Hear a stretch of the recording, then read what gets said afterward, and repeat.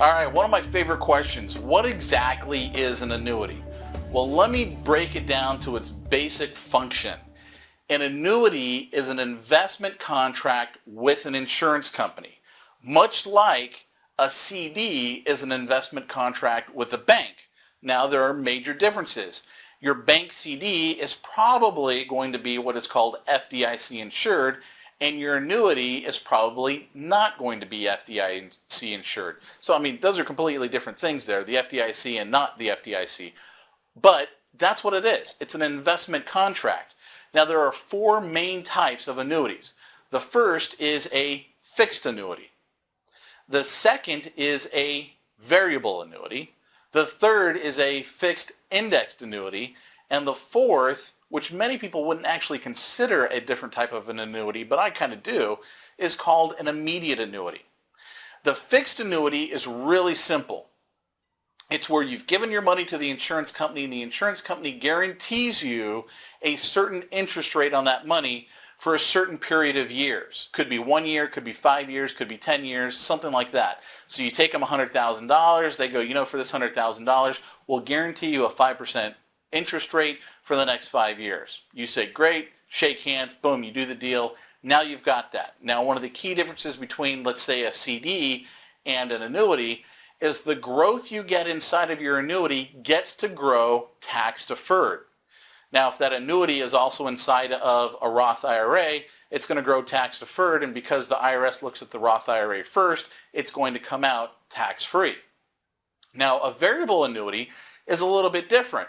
You take that insurance company $100,000 and you go, here, but I'd like you to take that $100,000 and I'd like you to put part of it in Fidelity, part of it in Janus, part of it in Alger, part of it in Vanguard. And they go, no problem. And now the returns that you get are based on those, what we call sub-accounts. Now you go, well, Pete, I've never heard this term sub-account before. I mean, this looks like the Fidelity account. It looks like a mutual fund. Well, it does look like a mutual fund. It smells like a mutual fund. It might even have the same fund manager as the mutual fund.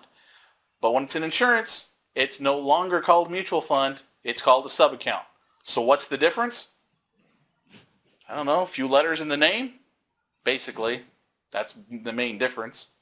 So you get to go up when the market goes up and down when the market goes down. However, on a variable annuity, if you put $100,000 in and let's say the market fell to $80,000 and you died, your heirs would get the full $100,000 because it's inside of this annuity. An annuity is an insurance contract, so the insurance company has to give you something for that. And basically what they're giving you is a death benefit that no matter what happens, you're at least going to get how much money you put in minus however much money you've personally taken out. So if the market falls, hey, it falls, but you died, great, your heirs get all of it. If you say, hey, I put in $100,000, it grew to $110,000, but I took out $30,000, well then your heirs are going to get $80,000 because it went up to $110,000, you pulled out $30,000. Does that make sense? Now, the third is the fixed indexed annuity. These have been really, really popular, and there are some great indexed annuities out there, and there are some really, really bad indexed annuities out there that I wouldn't touch with a 10-foot pole. Now, the same can be said with almost any investment, so you can't just look at it and say, well, this investment's good or this investment's bad. There's a time and a place for everything. But let me give you the basics of how an indexed annuity works. I'm going to make it really simple because I'm only going to talk about one of the options in an indexed annuity. We're going to say that this indexed annuity, your growth that you get is based on the S&P 500. So what this means is this. They're going to give you a cap as to how much growth you can get, and you're going to have a floor as to how little growth you can get. So let's say our cap is 10%, and the S&P 500 goes up 7%. Well, you put $100,000 in. A year later, they look at it and they go, okay, the S&P 500 is up 7%. Your cap is at 10, we're going to give you 7% on that money. The next year after that, it goes up another, let's say, 15%. Well, your cap is at 10, so you only get 10%. And let's say it's 3 great boom years in a row. The next year, it goes up 35%. All you're going to get is 10. That's the cap. That's the best you can do. Now, let's say the following year after that, we have the great crash of 2008 all over again, right? And the market goes down 40%. You get 0. You see, your money's not actually in the S&P 500, it's linked to it.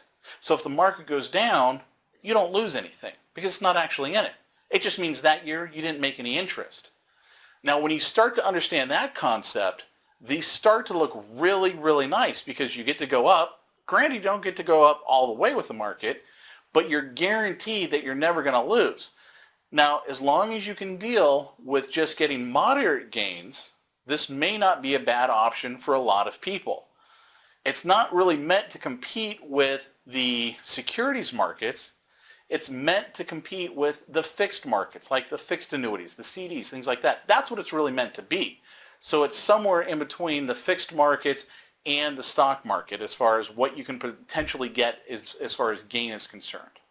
Now, the fourth option is the immediate annuity. And the immediate annuity is very much like a pension.